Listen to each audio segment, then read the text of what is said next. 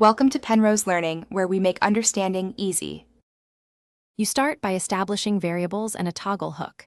Define CSS custom properties for background, text, and accents so you can swap values easily. Once done, add a dark class to your root element and create a dark theme block that overrides those variables. Make sure to include prefers color scheme, dark as a fallback for users with system-wide dark mode. This gives you an immediate way to flip the entire site without rewriting component styles. Now wire a toggle that changes the root class and stays remembered. Add an accessible button that toggles document element, class list between dark and light, then store the choice in local storage so the site restores it on load. Also set up window.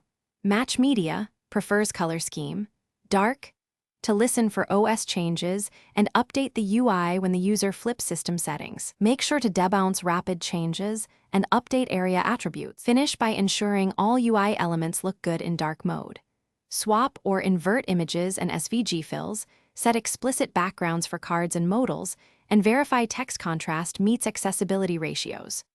Once done, test interactive components and third-party widgets that may not follow your variables. Apply scoped overrides if necessary. If things go wrong, first inspect the computed CSS on the root and component levels, confirm local storage value, and match media state, and then step through the toggle code to find the mismatch. Thanks for watching. If this was helpful, leave a like and consider subscribing. See you next time.